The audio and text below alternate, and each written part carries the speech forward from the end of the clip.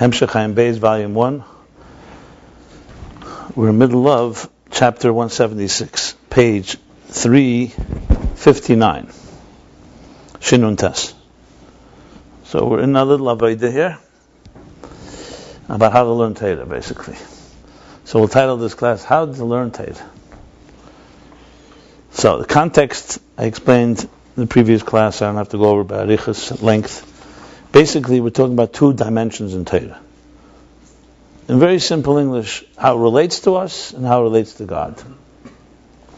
Obviously, you want to have both, but there are two aspects. When David was speaking about Torah, he was talking what it did for him, and as a result, he praised it as miris, hayalichu kecha, because it helped him transcend his tzaros, his difficulties, by recognizing how everything is insignificant in light of Torah.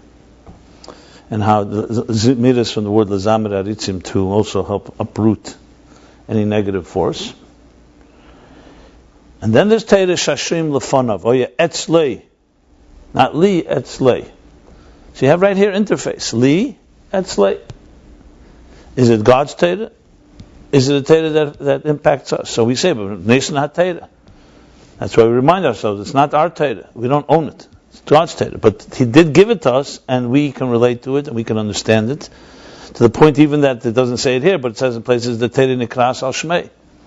That's why Talmid Chacham shemachal al kveidei, a scholar who he forgives he forgives covered that he should deserve. There's another word, not forgives.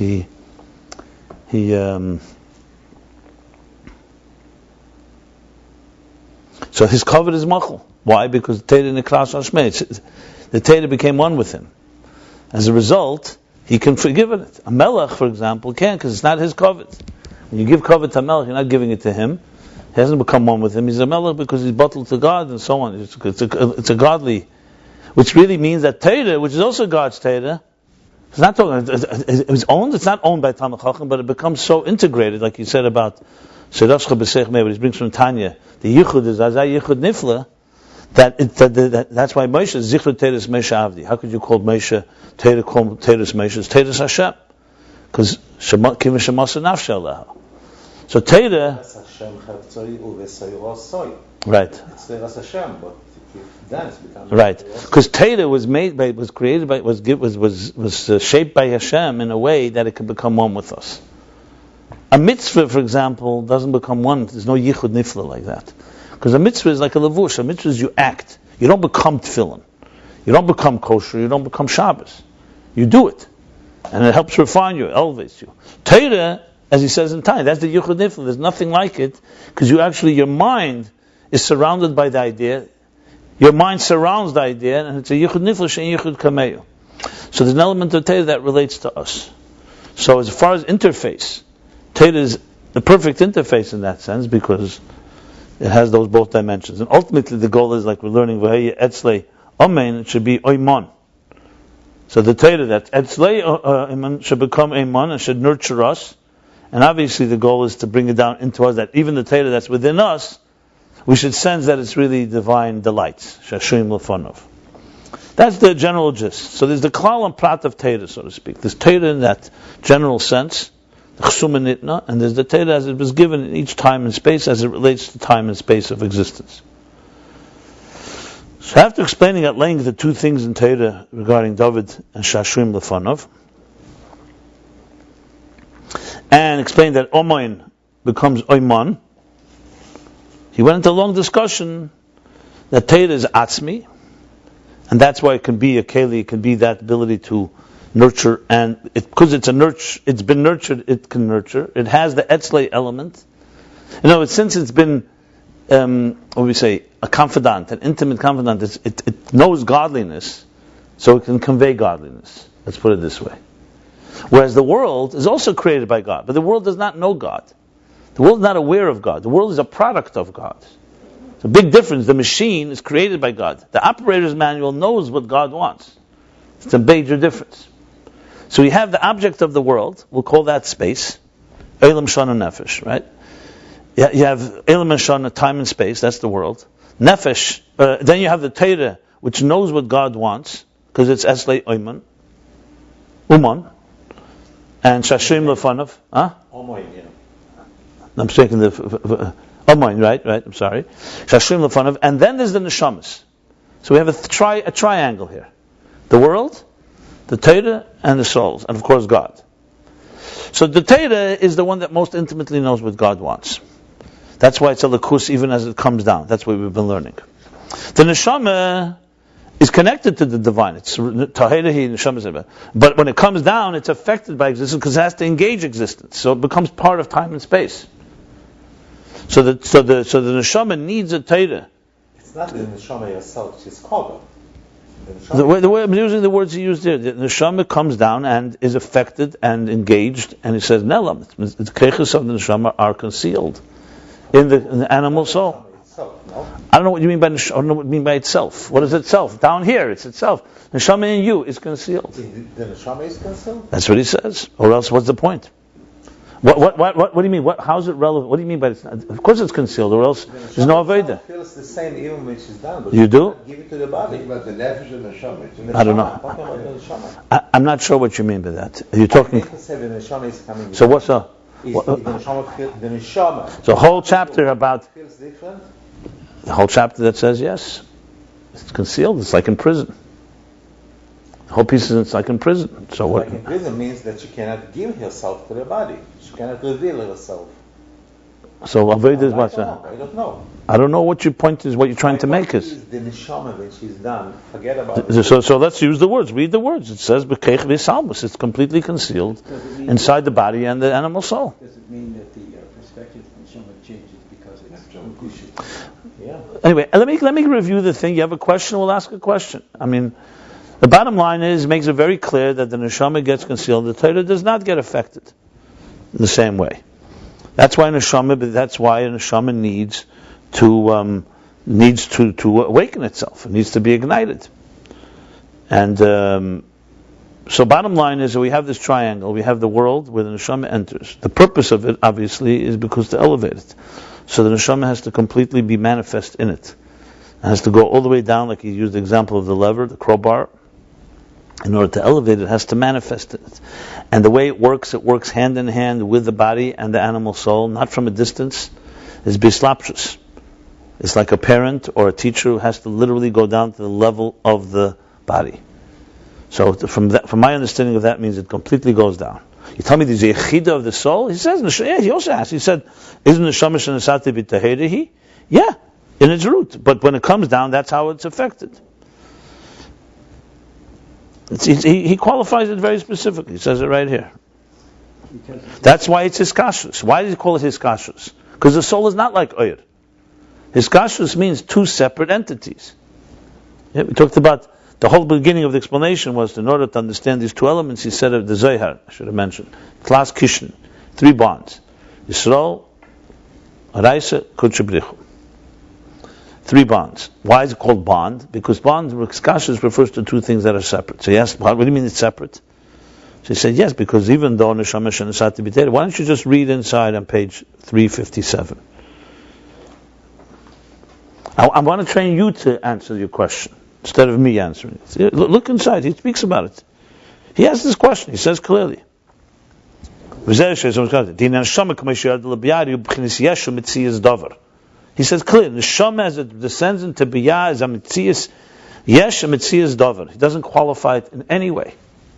The ima yesh sharshi batzilus k'mei amar neshama shenasati b'tahirihi v'gam k'mei sheyad lebiyari u'elukuz be'etzem u'husa m'kol mokim hari nasis b'chinis yesh at shebiyacholto l'ischaber im aguf v'nefesh habam is v'nitfeses b'geshem. The oz har yunasis yesir b'hakshama k'neida. So anyway, so that's what he says here. You want to understand? He says this. You need to understand what this means. Fine. I don't know what the question is, but frankly, let me just finish what I want to say. So therefore, it's hiskashrus. So the neshama has to bind itself because it is a separate entity in its consciousness, and down below here, and then so that's what he continues on speaking. It connects to the Torah, and then Torah also, in relatively speaking to the Kudsha Brichu, is also a separate entity because it's Chochmah. Torah, as it comes into Chachma, Chachma is Chachma Chakim v'lei Chachma Yediyah. God is beyond Chachma. So Torah too is connected. So what's happening here is when the neshama studies Torah, it connects and gets godliness comes into its soul.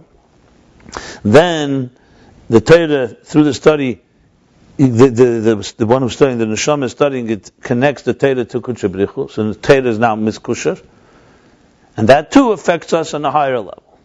That's the piece in chapter 175. 176, he began to spell it out into a more practical model. How does it manifest? This is levels. How does it manifest in our daily avodah? So he said there's two stages.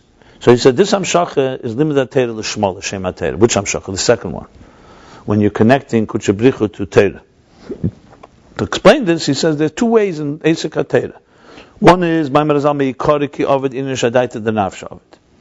And initially, we begin stage one, Adaita D'Nafsh, that means Li.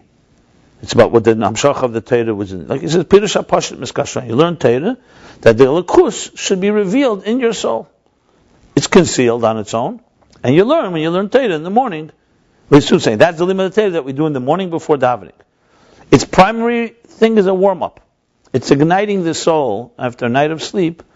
It's igniting it that it should be awake. And then you can go into davening and really bring it ablaze, so to speak. Like we said yesterday, warm-up, exercise, cooling down. Or integration, if you wish. Okay. So that's the first step. It's very clear. Then he explains what this means at length. Why? Because the way the Neshama B'guf comes down, he elaborates what he said earlier. It comes down that it becomes a yesh mitzvah, that it's his almos. A soul here is inside your body. The soul is nowhere else. It's right inside of you. So to say the soul is alive and kicking, it's not. Where's its consciousness? It's right now trapped inside of you. It's up to you to do, either you're going to reveal it or you're not going to reveal it. And you actually say, just like you say Golos HaShechina, you say Golos HaNeshama. In Tanya, in Perek Memvav, he talks the whole thing about when Yaakov, why he cried when he met Rachel. It was the Bechiyah of crying because the Neshama went down and is so trapped. So why does the soul have to be forced to come down here? If it retains its, because it doesn't want to come here. Is here, it is trapped. It cannot express who it truly is. And therefore, now of course in its deep unconsciousness it retains its personality, but it does, what practical purpose does that have? Neshama in Gan Eden is not fettered and limited by Elam Hazeh. So it can learn Torah all day. In this earth, it is now bound to us. And it could be taken into deep Golos. Because remember, when you do an Aveda, your Neshama is part of it. It's not a detached, neutral partner. That's why there's the whole Gemara, when Tchis HaMesim comes, the body will blame the soul. The soul will blame the body. So God says it's like a blind person on the shoulders of a lame person, a cripple on the shoulders of a blind person. And he puts them both together. They couldn't do it without each other. So body is inanimate. So the soul is part of the process. Now obviously you could talk Yechidah Sheba Neshama. Obviously there are dimensions of the soul that are never affected. That's what he said, Tahirihi. Everyone says Neshama Shenasat to be Tahirihi. But at the same time the soul manifests here. And remember, the purpose of existence is not the soul that's on the unconscious. To say someone will say he lived 120 years and my soul was fine unconscious, is not a justification. What did you do on your conscious level? That's where the Avodah is. The whole purpose is what we see and what we hear. It's not someone will say I'm a Jew at heart. Yeah, we all a good Jew at heart. Ani yeshenu v'li be'er. Even when I sleep, my heart is awake. That's a limud zchus for others, and that's obviously there's always hope. But that's not the purpose. No one's going to say la yidich men nidich is the tachas hakavana. That's just saying that ultimately a divine thing is not going to completely get lost. And even that needs to be explained because you have Kodesh and you have She'elam Chelik Le'elam Haba. Not so simple. So the famous sikha from the Rebbe about Yerovam ben Avad. Chazal said She'elam Chelik Le'elam Haba. The Rebbe was crying. Who Kodesh? It's Karol. Who? Real Karol? What's Karol? He was crying. Yeah. But the fact is, the Chazal say it, you need explanations. The bottom line is Kodesh is serious. It's not a joke. And Elam Chelik Le'elam Haba is not a joke. It's not. These are very deep things, and there's entire discussions. And I'm not going to go into that right now. I have long essays I've written about this, Bottom line is the real consequences. When you misbehave, you do something wrong. It's not. Who cares? The neshama is perfect anyway. That's not a way to think. That's a good limud chus when you're dealing with someone else. But you can't think. You don't look at yourself that way, because then the whole Torah mitzvahs falls apart. The whole Torah mitzvahs is meant to actualize Torah mitzvahs, and he explains why. Because that's the purpose. It should come down in a concealed state, like he says, like the lever that picks up the weight from the bottom, and the soul has to struggle every day and every moment with the body. And it's a battle. It's a battle all the time. And I don't think I need any proof of that. If any of you have won this battle, I commend you. Is there volitional participation? But I don't know. But what I'm saying is Aleph Beis Mamish. Yeah, all you got to do is open it the whole time. There's a battle forever. Right. And that's it. Why is there a battle if everything is just so sweet and glory? But is there volitional participation in the neshama in a hate? Absolutely. I just gave you a whole Gemara that says it. Of course, a dead body can't do sins. But that's a nefesh. I don't know. This distinction is your own. I don't see he's making such distinctions here. He just said the neshama becomes yeshem etzias davar. That's all I saw. Right. So you're bringing other memorim. No, Fine. I'm not bringing anything. I'm asking the question. Just do you tell me the difference between nefesh and neshama? Then we can talk about it. One has one just has its own interest in life. Nefesh Abamis you're talking now, or Nefesh Elokis? Nefesh Elokis has its own interests. It knows about godliness, likes godliness. Where's the distinction comes from? Somewhere? It's your own thought. Nefesh Bahamis is interested in. Hold on. You asked me a question. I said it says the neshama, Nesat Tahirihi, comes down and becomes Mitzvah Yesh. Yes. So we're talking about the Nefesh Elokis here.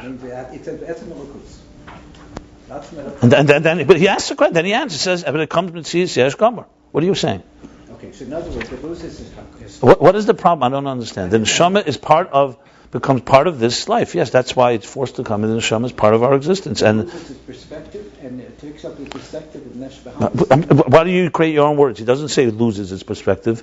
Its perspective is concealed, and for all practical purposes, now the neshama is a concealed state. That's it. But the question was it participates. I don't know. Whose question? Yours? Mm-hmm. I'm not answering your question. I'm learning what it says here.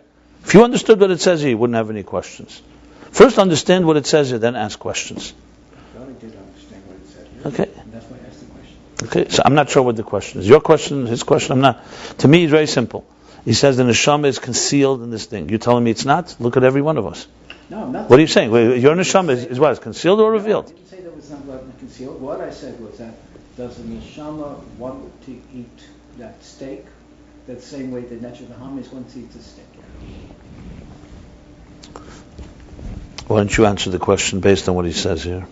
I'm confused because it says it means etzem elokus. Nevertheless, it's Hashem of Yosef. I'm not sure which way to go. No? Etzem elokus, etzem elokus. Nevertheless, it can Hashem of Yosef. Yosef Hashem. You're asking if the neshama is asked its opinion and is allowed to speak, or you're asked if the neshama is not allowed to speak and it's asleep? The neshama puts forward opinion. It likes the steak just as much as the Nefesh Bahamis. It's steak concealed. How much is it concealed, or is it participating? That was the question. Both. Because it's concealed, it could participate. You're asking a different question. Who decides? Is that what you're asking? No. Just enjoy this and then follow. Anyway, the bottom line is Nefesh Elokis is Neslabish Nefesh Abamis. That's very clear, and it's involved and it's accountable. That's the bottom line.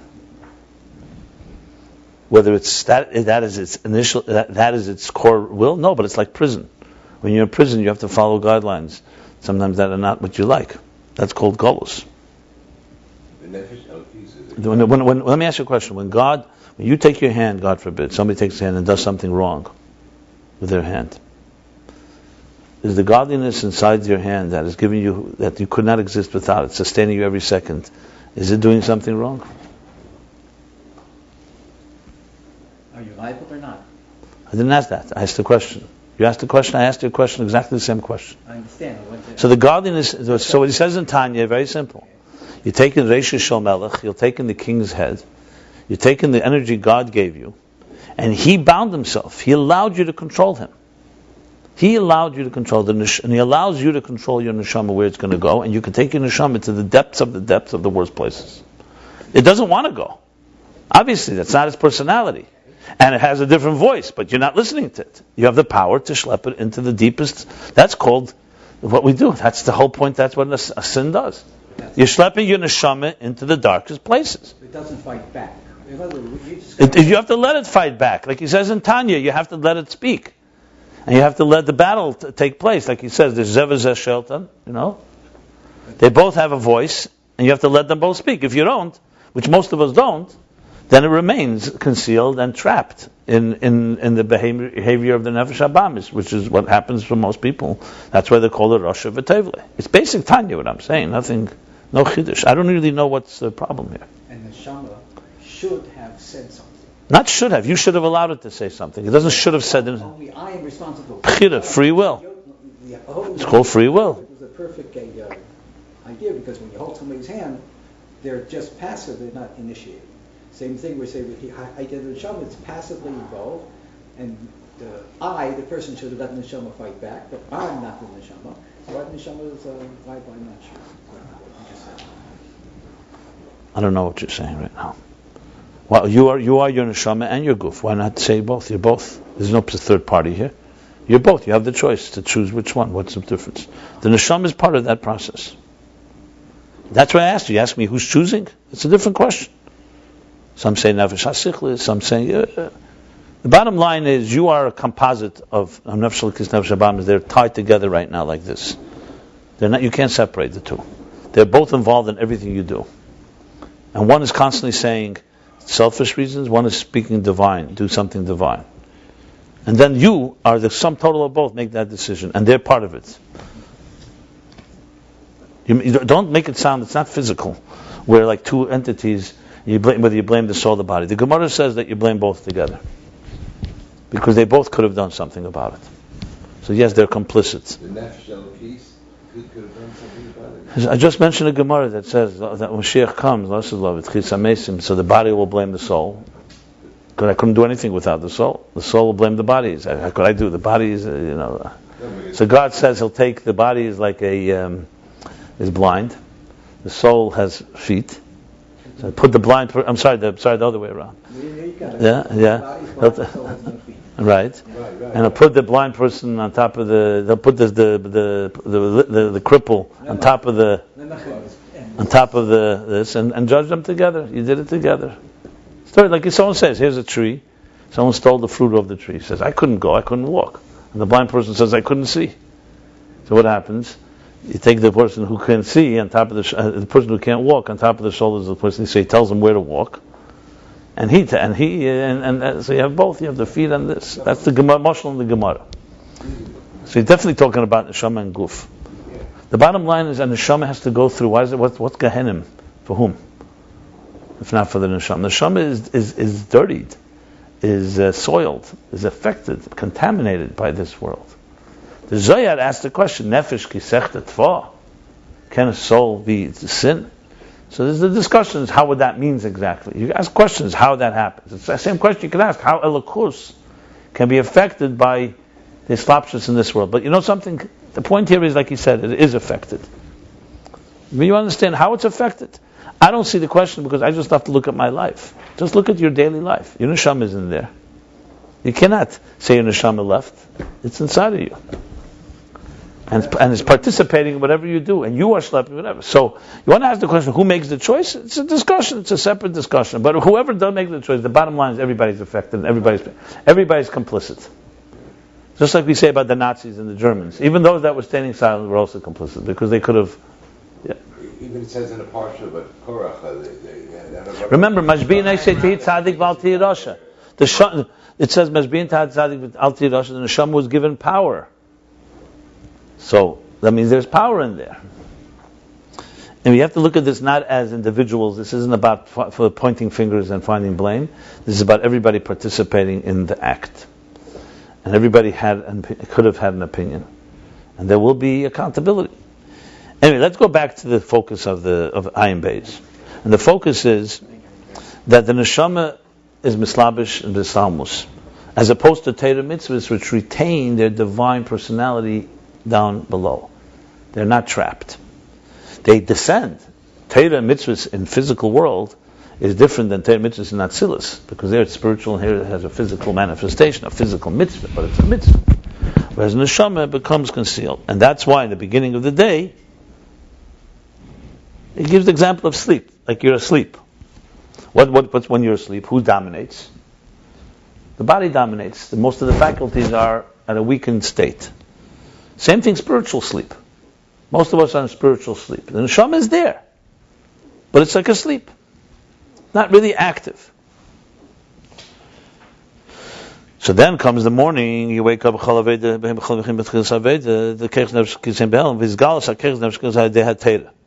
through Teira, you ignite. No, that's not. It's my fault. It ignites the soul, and that's Nikra Eiz V'Tishia. It weakens the Nefesh Habamis and gives power to the divine soul. And that's the beginning of learning, the beginning of Teira, the beginning.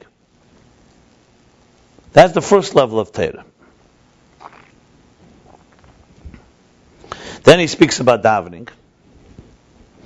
Then comes davening, when you daven, once you had that warm-up, so to speak, and that igniting. So igniting brings it alive. Brings into like the flames are now, it's a flame.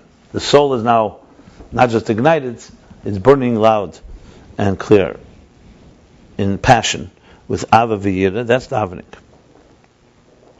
And then comes then the Teira that comes after the learning of Teira, after Tefillah, is Biskasha Nafshi B'Teira B'Chachma Tzeinim, is the second level, where you mamshech halakus into Teira, and that also elevates the soul to another place. So the first learning Teira was Adaita de Nafshe, was more to get your soul awake, to ignite, more for you. And now it's for the Teira, and that also elevates Mumeira Er B'Nafshe. And that's the Agadoma that comes first davening, V'chol B'Eidecho, Mamshech Hamshach Zenzev B'Teira, Ki Divrei Teira Kosev Medaber, as he said. Okay. So then he asks the question, if that's the case, what's the difference between davening and learning afterwards? If davening already brings that type of awakening, so the level, the first level, you could say, okay, the first level is Adaita de Nafshe, Mikora, which you start doing for you to ignite your soul. But now that you've already reached that your soul is alive and burning,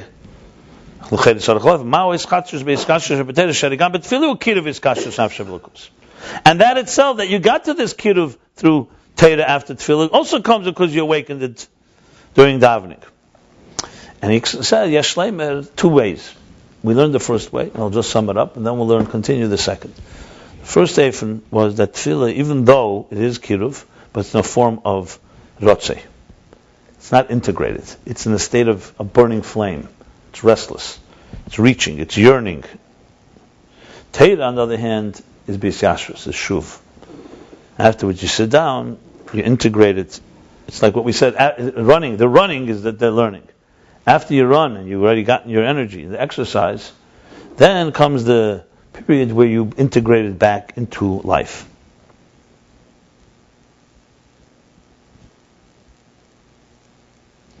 And he adds the parentheses that it's integrated in a full way, because before it's only a reflection. Before the learning, before davening was only a reflection, because it was only to wake things up. Adaita de nafshe. Now you're talking about er atzmi.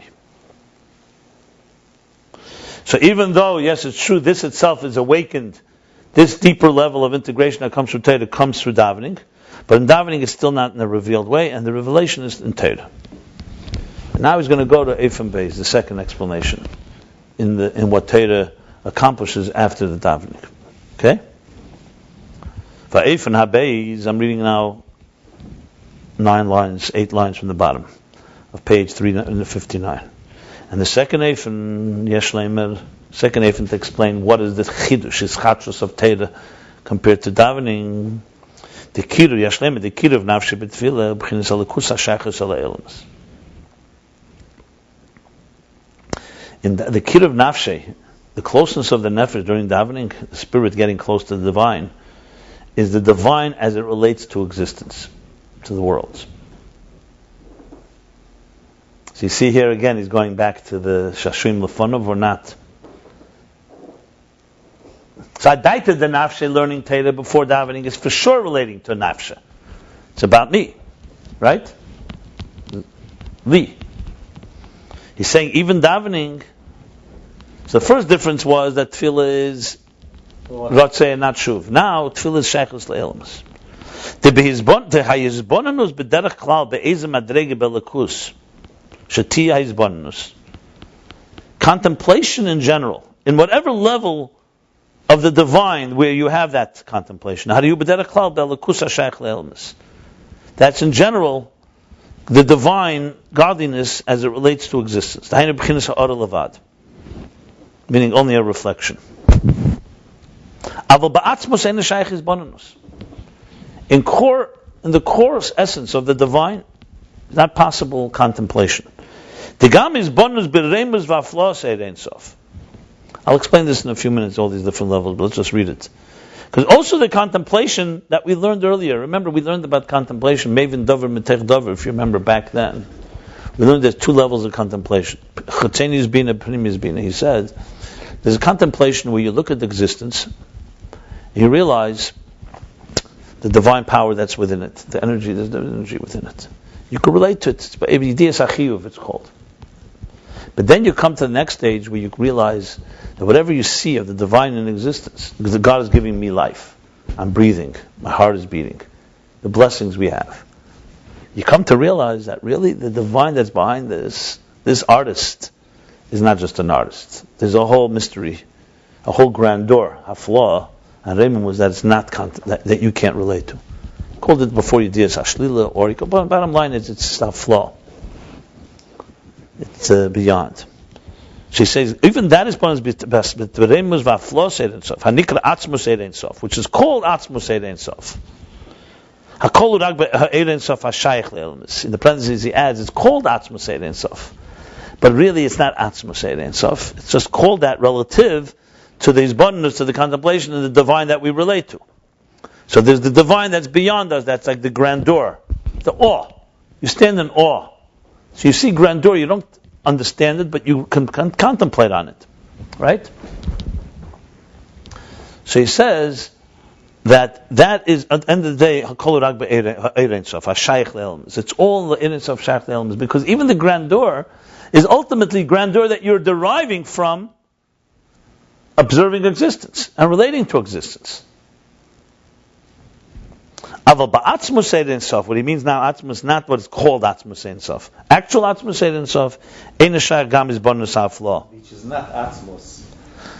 Atzmus is always beyond anything. We're not even talking about Atzmus. So Atzmus Ein Sof, he doesn't mean Atzmus. Do you mean Atzmus when you say Atzmus? Instead of Shalom, he says, what do you mean by Atzmus? Okay, I don't know. But Okay. I mean, Atzmus Ein Sof, he's talking earlier about... I don't want to talk about Atzmus because I don't think we know what Atzmus is. Let's talk about what we... He's talking about oil, right? Oil and Sof. I don't know if you know. Can you tell me the difference between Atzmus Ein Sof and Atzmus? This is an oil, this is a moil. That's what I could tell you. Okay. Like that, I don't know. But even Atzmus Ein Sof, you can't even have a flaw. That's what he's saying here. Ein Shayach Gam is bonus a flaw. That even a flaw you can't have. Now, if you recall, we had a taste of this earlier when we spoke about in Eir, right? Remember there was a place where there's Sfiras Ein Ketz, hidden spheres. Shir Atzmi B'Keach. The artist can do infinite possibilities, and what? And he chooses one possibility. This is Esas Gnosis? Yeah, that's the 10 hidden spheres. 1 second. Then we learned the Sfiras Ein Ketz. That's the artist that can do infinite possibilities. That would be Haflah. We, from the perspective, when we see Esas Sfiras, and you know that he can do infinite, it's Haflah. But that's the Shadish of Seviv. That's still not Atzmus Ein Sof. That would be like Seviv in Ein Sof. This is the Shadish HaMamala in Ein Sof. The first one is that, Esas Sfiras. It's absolutely not like our Esas Sfiras, because it's the power of God to create Esas Sfiras. Like we said, it's a Medida Atzmis. But you could say Chesed in existence is rooted at the end of the day because God wanted Chesed. Then you come to realize God is not bound by Chesed, not by Gvura, so that's Haflah. That's Seviv. Then Atzmus Ein Sof, there's not even Sfiras. You can't even say Sfiras there. Spoke about Behirus. There are a lot of ways to analyze it. But the bottom line, there's a level where God himself is not even aware. There's not even a Yediyas Atzmei. He spoke about a level at Adlah. He said there's a level where God wants to know what He has within Him. That's already a level that that's already hafla. There's a level where even God Himself is not even in a state of yediyah. It's not in a state of, He doesn't need yediyah. See, we, by us, yediyah is a mila. By God, yediyah is a yediyah. He's conscious of something. What do you mean He's conscious? He is it. Yediyah asatzme. So even yediyah asatzme is already a level that we learn. So there's a level that you can't even call hafla because it's not even infinite compared to finite. It's beyond the whole thing. So we learn this level. This is a level where you can't have hisbonenus. You could read about it, and you could, I guess, at the end of the day, you could ultimately relate to some way. But he doesn't call it hisbonenus hafla. He's trying to explain that tefillah, There's that law in this picture. there's microcosm, radlo, and macrocosm. In the microcosm, radlo, Reshud Le'Siyada is atik. In the macrocosm, Reshud Le'Siyada is the level kedem al le'sarotzen. There's a level kedem. It's not. He didn't even. So what does it mean? So there's a lashon. I'll read to you a lashon. We learned it earlier. It's in the mems. It's very seder's piece. I mean, it's very, to understand this well, you have to really go back. I'm sorry. Yeah, Barach Mecharab. Even before that, when he started, Barach Mecharab, in that piece. But Adeinu Zenu. 1 second.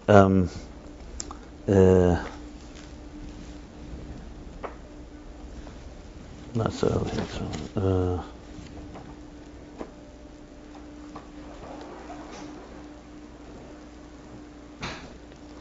Now I want to just read you a piece because it's a very, very important piece. It'll help us understand what we're saying here. Baruch Shama, yeah.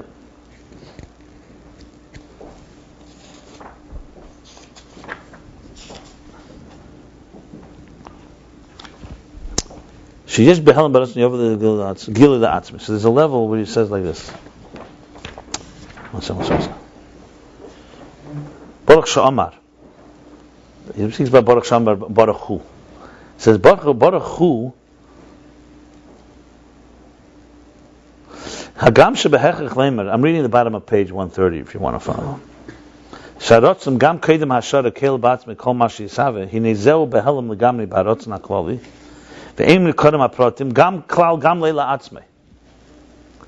So we use a Muslim pshari echzalakah.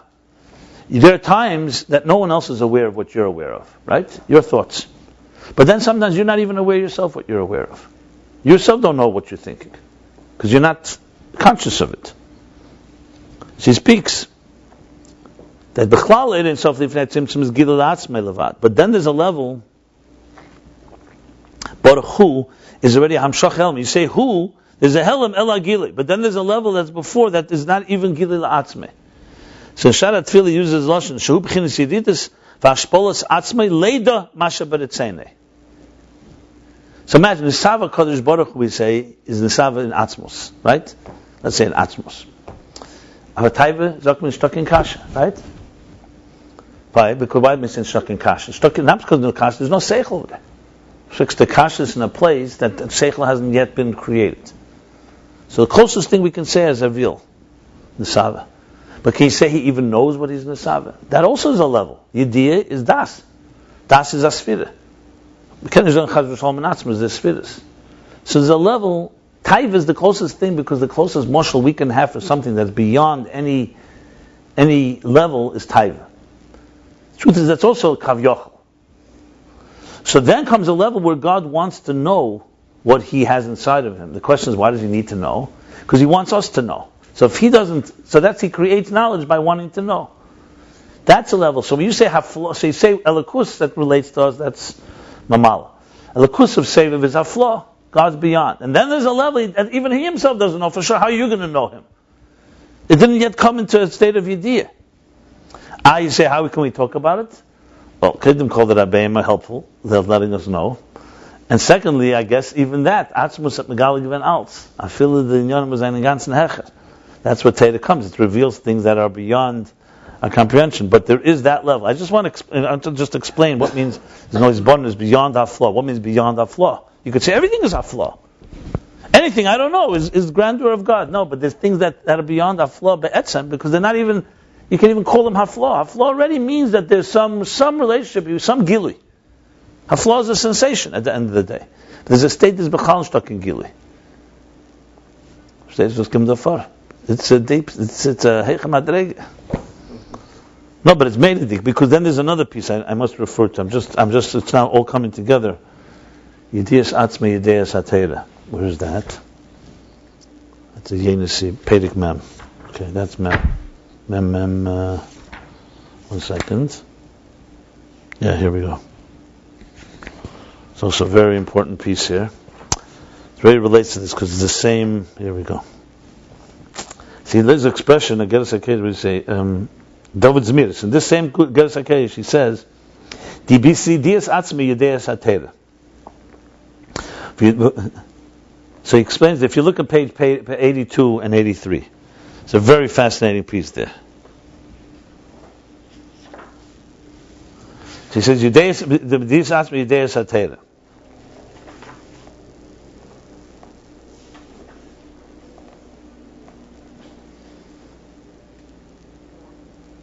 So look at the line. I want to read a line. 3, 6, 9 lines from the bottom. Look at this line.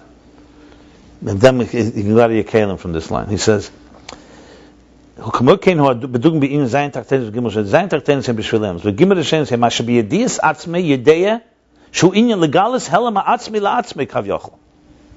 verse. For us to relate to God, this is the depth of Chassidus Chabad, the love that the Rabbeim taught us, that God wants us to be completely united with Him. That He's ready to go be Megala to Himself, His Helam Atzmi, which is L'cheir Astir B'nei Abei. Atzmus doesn't need to be Megala Himself. To Himself. But why does He do that? So let's read on. So what does He say? I'm skipping a few lines.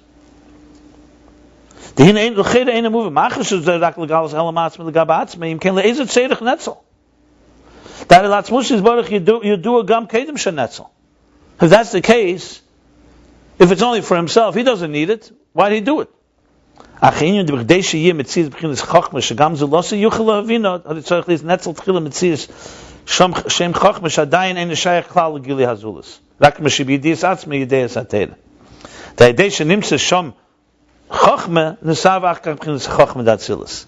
words, if there was no Yediyas Atzmei, there'd be no Yediyah from outside.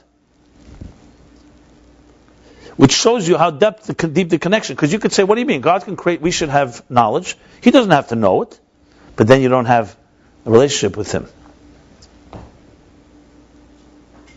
In other words, it works like this. Let's talk in human beings. I will never know you. Right? The deepest secrets inside of your heart, the mouth cannot reveal. You can't express in words the depths of your heart. But let's say you love somebody very deeply. Can you express it? The problem is, it's not whether you can express it, there's some things that are not expressible. So I can tell you things that relate to each other, but I cannot express the inexpressible.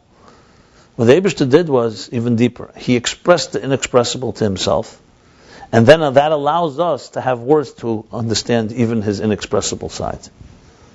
Versteht ihr, was kommt davor? So b'meila kamira matzir in them. Right, exactly. This is the first question Avram asked me. What's Shmai? Das ist Shmai. Had gemacht das Shmai. Why, he needs a shame? He doesn't need a name. But if without a name, there's no handle. Yeah, exactly, because the shame is tacht wegen sich. Sich gegeben an Nomen. That's why I couldn't answer it, because this is even beyond the floor. Yeah, ultimately, yeah. But you can get to it when you begin to understand. You don't have to do it like this. Have to nothing. There's no have to nothings. But able to make us to know Him. What's wrong with wanting? He doesn't have to have to. Wanting is also good. When God wants something, it's also fine. But at gewollt wel nech. At gewollt wel. Right. He has to want to want. Green is speaking English. Foreigners. You get it. It's intuitive. I'm saying he has to want to want. Yeah. Anyway, I'm just going back here. Now you'll say to me, where do I know that this is relating to that? I don't. It's intuitive, frankly. I just see the words, and it just brings back all those chapters earlier, and I don't think you could understand it without that.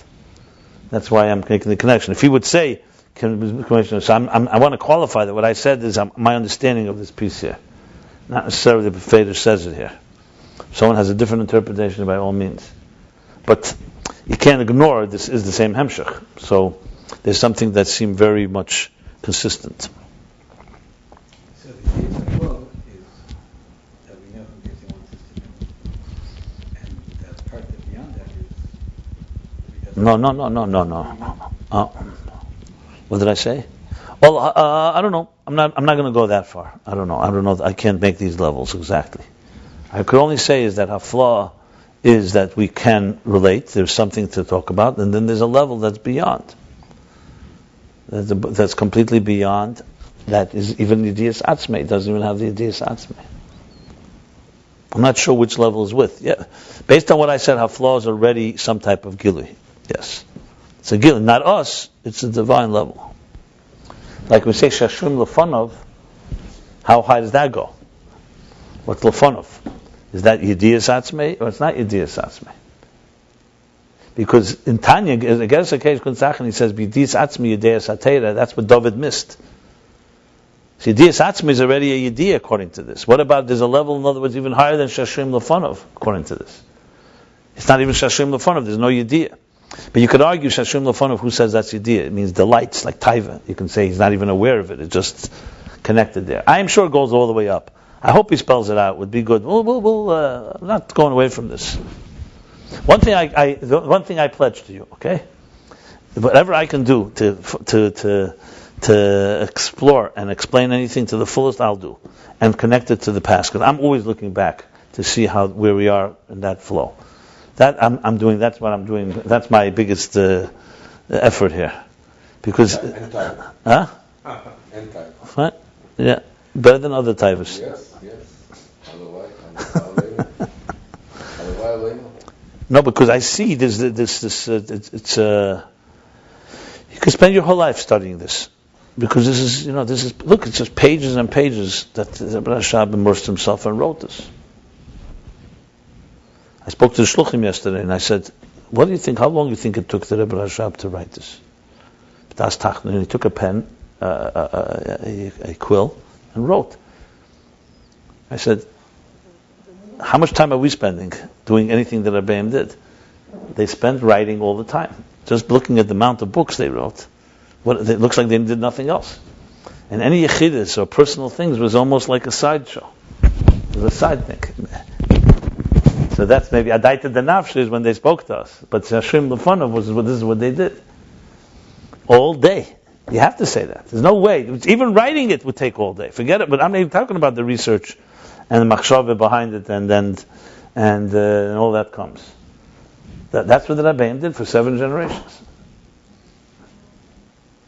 Right? So it's not about guilt. It's just a matter. That's what they did because they saw that's the ikar. And most of us think this is also esoteric. So the Rabbeim, you're basically saying that the Rabbeim did all this, not for most people. It's not b'dara doing it, basically. And I don't think anyone would say that. One of the Chassid wouldn't say that, right? They spend their time writing for whom? So if it's not for Chassidim, and it's not for Shluchim, and it's not for the people that Shluchim have influenced, so for whom exactly is this? What sagst du? Process of elimination.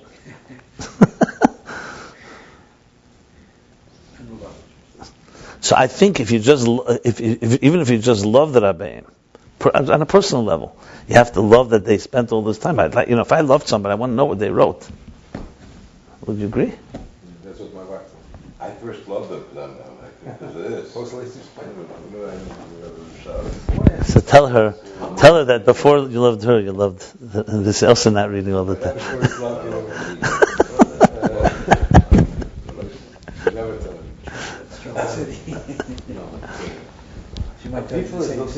No, I don't think a Chassidish person has a problem. Simon, can you draw a line? How much is built on Poshet Seif of the kind of extent, and how much is built on Kabbalah on Poshet?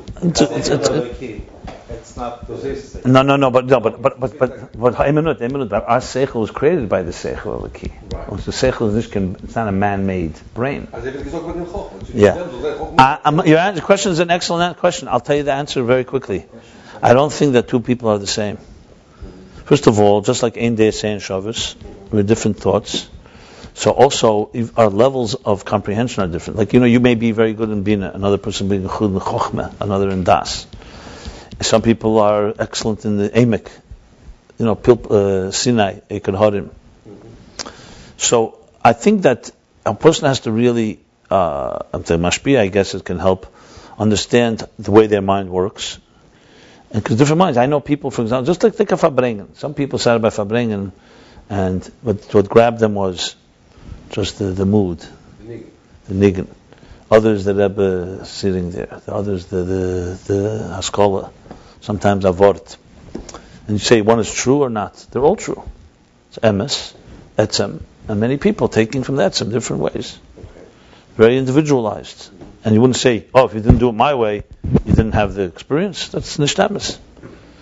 And I think the same thing is here. This is a mechanism, a model, that gives us, we all have Esesfiris inside of us. It says in Tanya, the faculties of a person, Nishtalshlu Mehen, evolved from the Sfiris above. So with the Sfiris are active right now inside of us, but it's not the same way active. One person's Chachma is different than another person, as I just said. I think the way you want to look at it is to take this model, and when you start studying this, and see your way of relating to it. I explain it the way I relate to it most. But it doesn't mean it's the only way to explain it, or the only way to relate to it. Some people relate it very intuitively. You sense, what does unconscious mean? So some of us get it right away, unconscious. Not that because we see it.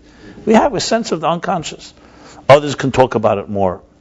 I don't think there's a one way. The key is that you want to integrate this, not your own thoughts and other ideas. But how? I can tell you right now, we never really did this. If this was a really so-called advanced class in the sense where we were really looking at how we're processing it, I'd want to hear how you process this. Then I can tell you what I think is the best way for you to go in that direction. But there's very many different ways to learn a piece. Remember, the Rebbe Rashab did not write it for one person. He wrote it for all of us. I tried to cover it from different grounds. There's a lot of intuition here. You just have to have a chush, a sense. But there's a lot of haskalah here, a lot of logical statements too. I don't know if there's a contradiction. I think it comes together. It's like when you look at a piece of art, or you listen to music, there's parts of it you can quantify mitzechel, but there's parts of it that you just have to hear it. There's a music to this. When we're learning it right now, there's a music to this. But it's not just pure music. There are words, and we have to dissect it. It's hard, I'll be very honest. To really appreciate Chassidus, you have to combine two very different parts of the brain, the right and the left. A part of it is very rigorous mathematical, scientific thought almost. And another is very musical and very intuitive and very more hergish. And you really need to do both. And I'm sure you all relate to what I just said, right? There are times, you read it and you're reading more, okay, I want to understand the technical. Then there's a whole part where you just get a sense. I don't know what you prefer. I try to do both because I can't, even though I'm creative and I relate to the musical, but you can say, but to me, I don't really want, I want to be honest about it. I wanted to do it based on the mathematics of it because it's not my intuition. So really, it's about reading it again and again. Sometimes I read something, and 10 times later, I read it the 10th time, I start saying, now I get what he's saying. Reading now, some of these lines, I read them earlier. You start reading them, you start seeing what's he saying. It's not just words. Elikus hashayich le'elamus. Now, if I were to challenge you, what means elikus hashayich le'elamus? So I just explained it, with the Mamala, Seviv, and Hafla, and beyond. He's not even aware of what he's aware. Then he's aware of what he's aware, and then he reveals it to others. That's for a moment. So I explain a certain way, but the ultimate goal is for you to figure out what means elikus hashayich le'elamus in your life. Where is it in your experience? That's the ultimate goal. But you don't want to just be based it on your subjective experience. You want to base it on the Rebbe Rashab's direction to us. So I don't know if I'm answering your question. I think the Eibishter wants alle Sachen zusammen. Keiches HaNefesh, Chochma Bina Das, plus Kesed, plus Amunah, and they all come together at the end of the day. You just have to focus on different parts, Right now, the biggest objective, in my opinion, is to understand the Pshat here, and what it really means to us personally, relevance. That's my main focus right now. So that's what we're saying. So Oder Levad. Aval Batzman saying the Shaykh is bonus. The Gam is bonus Beremes Vaflos, he says also not Shaykh. Ain't a Shaykh Gam is bonus Vaflo. Now, you could explain this several ways. You could explain this with Heisenberg's uncertainty principle. Right, Sri? For example, what do they say? They say there are things we don't know, and the only reason we don't know them is because lack of data, lack of information. You may not know what's behind this door because you didn't see what's behind this door. I open the door, you study, you'll know. So that's a head of the idea, that's a lack of knowledge simply due to lack of information. Then there's a fundamental state of lack of knowledge that even if you open the door, and even if you study it, you still will not ever get it. So I'll explain. Uncertainty principle established in quantum mechanics. The Heisenberg's uncertainty principle established in quantum mechanics that they're fundamental unknowable things. Unknowable. It's not because, for example, I'll give you a comparison. There was Laplace, was a French philosopher, scientist. So he wrote the end of the 19th century, which made an uproar in the church and many religious people. He wrote that the only thing we're missing now is data. You give me all the data on a human being, and I'll predict every move you make and every choice you make to the end of your life. Determinism, right. The only thing is, you may argue you can never get all the data because there's too many factors and too many variables. But just give me the data, it's just a matter of lack of knowledge. Yeah. You know, tell me what fire is made of, and I can tell you what fire will do forever and ever, unless you do something else to fire. I'm talking about based on. Which is very logical. Yeah. So a human being is just more complicated. There's a lot of data, right? And this, of course, takes away the whole free will.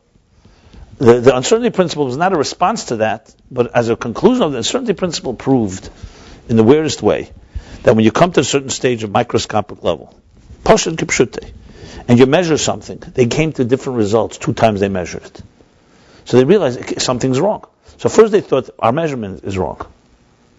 Then they thought maybe the conditions are different. This is a little hotter, a little colder. It's like if you measure this thing twice, and you come once it's 5 inches, once it's 4 inches, there's something wrong. Right? Someone will say something the matter. Either your measuring is not right, maybe you were drunk, maybe it's heat expanded it. I mean, there's 100 explanations. Because there's nothing in the empirical macroscopic world that works that way. Everything is deterministic. It's this way or that way. That's it. But then they came to realize again and again that they're looking at light. They were studying light particles. Or light, and sometimes it appeared like a wave and sometimes like a particle. So they came to the certainty principle states that you can never know the position and the velocity of an atom. If you know one, the other one is not necessarily, you can't know the other one. Once you measure it, it takes on a definition. This, they all called it bizarre. Some people called it hocus pocus, because it sounded really spooky. Exactly. Yeah, because it was ridiculous. What does that mean? What does it mean? You have Schrodinger's cat. He gave a Schrodinger gave a so-called mental exercise. That in a state of microscopic state, if you put a cat up, and then you release certain things inside the box, a cat inside of a box, so there's a probability that the cat will die, the probability the cat will live. In that state of probability, the cat can be alive, and the whole thing, which is like ridiculous, that the cat is in a state that's not alive and not dead, until you open the box and measure it. This was his example, just to show you how weird it gets. But today, this is common science. As a matter of fact, as a result, microchip, there are technologies built on this science. It's not just a nice theory. The fact that they can manipulate today, and you can find in a small space such power that we're able to create is a result of these theories. So it's not just a nice machshava, like a nice theory in heaven. It has a lot of practical implications. Does it make sense that so much information can be in a follicle of hair? How can there be so much information there? Information, everything takes up space. So you can maybe small space. Okay, so the answer is because there are states that are not really take up space in a way, and if you manipulate that, yeah. I'm just giving you the simple words, but basically, you can. There are other implications. You can study it. It's complicated stuff, but it's scientific. It's not Tamunah. Like a cup is 99.999% just energy, but no glue, no substance. There's nothing there really. Anyway, it's not for now. All I wanted to know, my point I wanted to state was that he says until you measure it, you don't know. So you can basically have a state which is a state of indeterminism. That's the bottom line. Why I mention it? Because I wanted to say that there are levels that are fundamentally not knowable, and there's nothing wrong with that. That's the state it's in. So just an example, he's saying that things that are not even have flaw. You see science actually understands. I wouldn't say science understands. I say this is an example that you can use science to relate to a level that's unknowable. That's all I'm saying. There's even deeper. Huh? That physicist that came here. He was just humble. He was just listening. He wasn't saying much.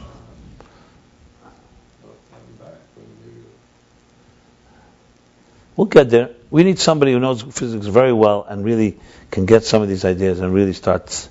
I think he's bottled. Like he when it comes to this, he pushes away. We should send you to graduate school for physics program.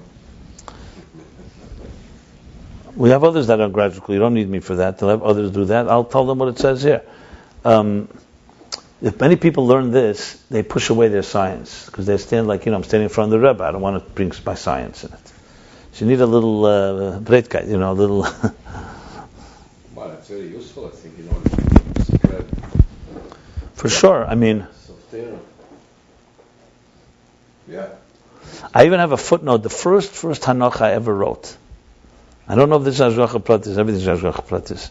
The first Hanoch I wrote, the first full Farbrengen I wrote was Shabbos Pasha Chanukah, Shabbos Miketz Chanukah, Tovshin Mem, 1979, and December. And in it, the Rebbe wrote to me a footnote. The Sikh I prepared, I sent in. The Rebbe wrote something about quantum. Really? Quantum? He didn't use the word. He said, he was talking there in the Pasha Vayeshev, there's expression that Va'ovav Shomer es Hadover. So what happens there?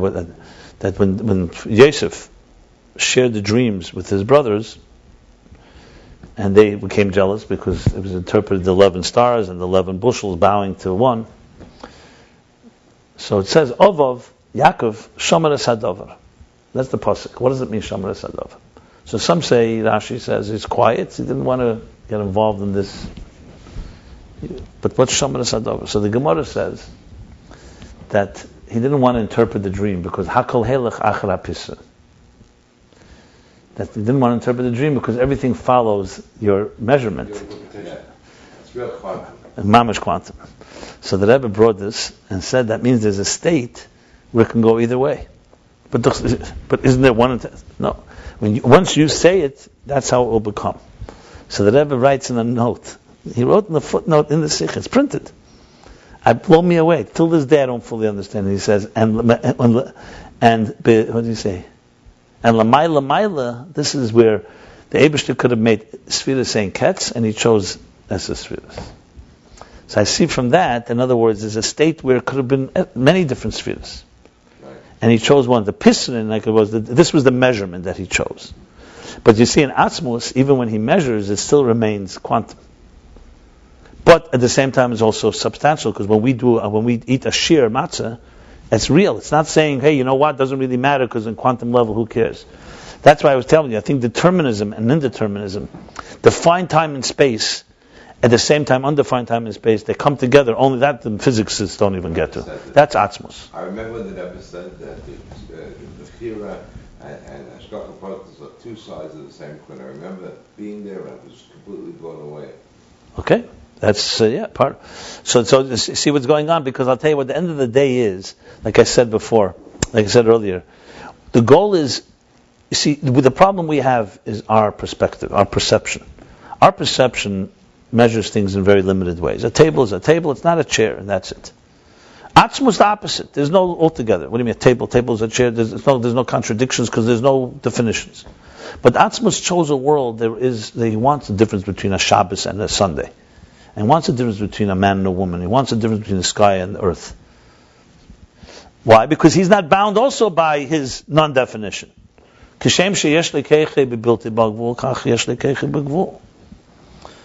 he has a state where he can both have, that's why you can have microscopic indeterminism and macroscopic determinism. And it's not a contradiction. The physicists don't have a solution to that. They don't know how to reconcile the indeterminism. We're godlike because we have the... Exactly. And you know when we're most godlike? When we're full of paradoxes and contradictions. When we do things that are completely ridiculous and inconsistent. So the beauty is to discover the ain't safe, Svila saying Ketz, the indeterministic elements in the deterministic. And realize that deterministic is also part of God's ability to do anything, including to be determined. So exactly. In other words, you could sit and meet matzah Pesach diligently, be mahadir that you eat exactly this shear. So you can be doing it like a fanatic, obsessed, because you were trained that if you don't eat this shear, you may burn in hell, or whatever your superstitions. Or you may do it because you mezbein and atzmus, who's b'chlal l'maylo kol hagbolos, chose this way. It's completely different perspective. It's completely coming from free spirit. It's not from Hagbal. It's not from if I have to do it this way because I'm kvetched in this. It's coming from Bli Gvul. But Bli Gvul wants Gvul. That's a whole different. We learned. I think you were not here. There was a line that very much he spoke about when you do a mitzvah, a hidur mitzvah. What was the word? L'shem the mitzvah itself. It was an unbelievable little line there. Let me just go back to the moment. Where was it? Do you remember where it was on top of the page? You do the mitzvah. When you do the mitzvah, no, it's much later. Oh yeah, here. That when you do the mitzvah because you're getting something from it, he's talking about doing a mitzvah that something is doing something for you. So you really, the mitzvah is a what do you call it? He called it a b'chein, an outcome. You're doing it for the outcome, right? But when you're doing it because you want pleasure because God has pleasure from it, then he says, then the timing is the etzem mitzvah, not the outcome. Because the etzem mitzvah, he wants it this way. So it's not the outcome what it's going to do for you. Let's say, if I eat matzah a certain way, it bamshech moichenin, I get intelligence. Then, you'll do it, but you really want the outcome, the result from it. You want the reward, so to speak. Then you do it because God has pleasure from eating matzah this way, so then the exact way you do it is precisely what gives God pleasure, and then you do it with that type of commitment. It answers a very big question. I remember Hishka Dubravsky, Olav Hashem. People say that anyone that's with the big maskilim, the big minds, usually are not focused so much on details. Because details don't matter to them, they understand the big picture. But you find people like the Rebbe Rashab, Chonya Marozov, they say it was this way, who are unbelievable minds, but when it came to doing a mitzvah, they did it like a child, with such dig to kal, such hidur. Even all the Rabbeim, obviously, but the Rebbe Rashab was known for his unbelievable hidur and mitzvahs. Imamish proti. Hundreds of examples. How he straightened his talis cotton when he went to sleep, in the middle of the night hundreds of examples. And it was always a shah, because it's not that, God forbid, that a person with a big mind is not sensitive. It's just that the digduk, the kal. And yet you look at the Alter Rebbe, unbelievable mind, unbelievable soul, and then look at Shulchan Aruch. You start reading the Alter Rebbe Shulchan Aruch, you never believe how, it sounds so technical. But when you think of it this way, it makes sense, because they're not being technical and details. That's what Atzmos wants. It's not all OCD. Exactly. It's what Atzmos wants. Exactly. Very good point. I'm sorry, now you have to translate. It's not easy. Obsessive compulsive disorder. So they say some people, I'm not going to say names, have a compulsive compulsive disorder, and if they're religious, it gets really bad, because religion is all about, so they can go crazy. But that's ultimate, no, 1 second. That's ultimate symptom. And was Midaiden is ultimate Bli Gvul, was Wilhelm Gvul. Don't confuse the two. Verstehst? So you have two people being medagdik in the selbe Zach, and einer is a Meshuggah, who's completely compulsive, and a fanatic, and the other one is a complete free spirit. But that's what the Medida Atzmis was Teiremont. It's like Mokka Ma'odin Eina Min HaMida. Not too many are completely spirit. Rebbe Rashab. Yeah, and by the way, and the question is, what's the Even HaBechen? The Even HaBechen is very simple. You see, if somebody crosses them, what they do. You see how kind of Ahavas Yisrael they have. The one that is done positive is not going to be tolerant of anyone else. And the other one is doing because the Eibishter will has it, but he has an open spirit and he can relate to other things too. There are ways to measure the difference between OCD and someone that is like that. I just saw a good word from the Rebbe Lech. He says, why is the only us in the Aleph Beis called Tzaddik? Why Tzaddik? What's a Tzaddik? The letter Tzaddik was earned the right to be called Tzaddik. He says, because Tzaddik is the only letter that has a Yud on top of it. So it carries on his shoulder a Yid.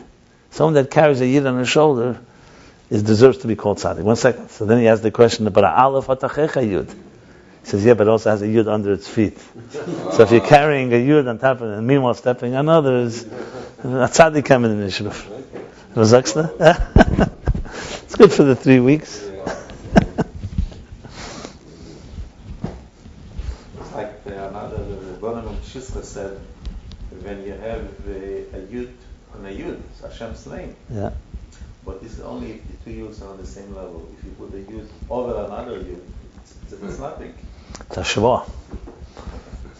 The Alter Rebbe actually teaches an Aleph the other way. As a Yud Lamata and Yud Lamaila, Yud Lamata and the Kav Machaber. The only time that Rebbe made a little drawing, I might as well tell you the story. It's not related, but why not? I remember once the Rebbe gave out a sikha. It was Chof Cheshbon Tavshin Mem Dalet. And on top of it, he edited it. On top there was a drawing. He made a picture. I have to show it to you to appreciate it. He made a picture of a line. And then it's a very odd picture. And we couldn't for our lives figure out what it was. Days went by. What was it? A line? A line and then like a circle and a circle. You have to see it. I can't explain. I have it. I went crazy. I could not figure out for the life of me, what is this picture? It made me crazy because I really wanted to know. Then I realized, I don't know how it came to me, that the Rebbe made it on one settle, but it was really, he was making it related to, he edited then the Sikh of Chof Cheshbon Mem Dalet, where the Rebbe speaks about that children should not be exposed to animals and images that are not kosher animals. Like when he mentions Mickey Mouse there. He says, a mouse. He says, of all things, America made a model was a moise. A mouse. Okay. That's the whole thing with going to the zoo, but the Rebbe did not refer about zoo and so on. They're talking about using unnecessary. Anyway. So middle there, the Rebbe says that tziyur was used always in chinuch, and the Sikha says that in some books, actually, when they would make Aleph Beis, they make pictures of people to describe a letter, so children should learn Aleph Beis well. And for an Aleph, they made a water carrier. So the Rebbe was drawing the Aleph to see how it's a water carrier. The Stecken, right, is exactly. So the Stecken is the person who's like leaning, and the two things are like the pail. So the Rebbe he made a line, then he made a person, and then so he wanted to see how the person and the pail works, because it's not so simple. So when we sent in for printing the Sikha, we decided sometimes Rashi makes a diagram, so we wrote Aleph is a water carrier, and we put in a footnote Kamoi, and we put the Rebbe's picture there. And we asked the Rebbe whether we can print it this way. He crossed it out. He didn't want to print it. Crossed it out? Yeah, for Pashtus. What if he need a picture? He needs his picture in there. But we have it. I have it. Interesting, huh? The answer for you stayed by you. Yeah. That was the only reward we got. Payment we didn't get. Stayed by me. Because of Chassidus Shiganevis, it's in a safe deposit box in a bank. Because this is extremely invaluable. It's not even, someone's offered me for one, I have thousands of pages, literally, because I worked for 15 years. Someone offered me a lot of money for one page. I said, it's not priceless. I'm not selling you pages of the Rebbe's writing to things I worked on. It's not money. No money in the world would buy it from me. You go to the book? Huh? You go to the book? You go to the book? If I look at it? She's against coconut then. Yeah, but not so often. Yes, I do. And I don't have that much time, but sometimes people ask also, I have to check sometimes things for printing mistakes. I made copies. I have copies around as well. It's tremendous. I mean, I have pages where you see what the Rebbe ate for breakfast, even, because he ate while he was editing, and sometimes it's there too. Even hear from the Rebbe also. A little piece of It's egg. unbelievable. How did it come? A little piece of egg. The Rebbe gave it. Oh, fell off on the Yeah. And Shabbos. The Rebbe edited on Shabbos sometimes, and he made folds. Like if he had a comment on this line, he'd make a fold. And then after Shabbos, you could see, because wherever there was a fold, there's an edit. Which I think it's against halacha. To make a fold? No, to edit on Shabbos. I don't know if he edited, but he made folds. How do you call it? Whatever you want to call it. That's nicht mefarsim, but he made edit for sure because the Sikha came out after Shabbos, and wherever there was a fold, there was a something written. So what are the folds? I don't know if that's not allowed. No, I think If you're learning, and let's forget it. If you're learning, you want to remember this piece. Can you? handle and shamayate. Okay. Yeah, but there's no candy. And no I candy. hear, I don't know. I hear you. If you No, write, but if you write for a test, for example, that you could correct something, you could forget. Okay, no, I hear you, but I'm saying if I'm learning and I want to remember this line, am I allowed to make a fold? Why not? All the Kabbalim are making all kind of. Yeah, sure. Yeah. So. Getting a paper clip, how much the Shmada was. Okay, let's go, guys. What's happening with the Atzum Seder? So his bonus is a shaykh kenaflo. The gam is bonus. It's a pleasure. You know, in Israel, my father told me there's a guy that is paying $1,000 or shekel for every letter that the Rebbe signed. If you got a letter from the Rebbe, Who's this guy? I have no idea that's my father, but it came over to him also. He didn't want to do it. You can find on eBay things selling the Rebbe stuff. Not a lot, but you find. My son's letter in his bar mitzvah. I had somebody read it. Next time I was gone. Oh, wow. I went to Olei Torah. For someone to steal a personal letter, that's ridiculous. That's He said Chassidish Genev. yeah. They're not close to this. I didn't know what I first bar mitzvah. V'hinei, let's read a little further. V'hinei b'psuka de zimra emer. Okay, so what do we establish now? That tefillah is giving Eifen Beis. Why is tefillah not Torah? Because tefillah is shaykh le'elamus. So in other words, through tefillah you can only reach ultimately to thing that's related to existence. Obviously he's going to lead here that Torah can lead you to places that are even beyond.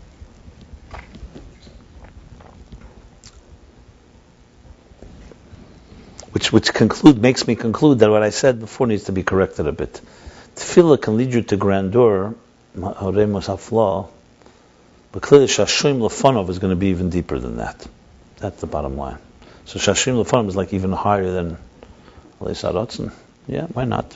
I always took tefillah. You can go any place with tefillah. You didn't finish here. 1 second. Now, up to this stage. You may go any place, but the question is, no. He clearly says here, Shaykh le'elmus. Yeah, he's equating tefillah with pisbonus.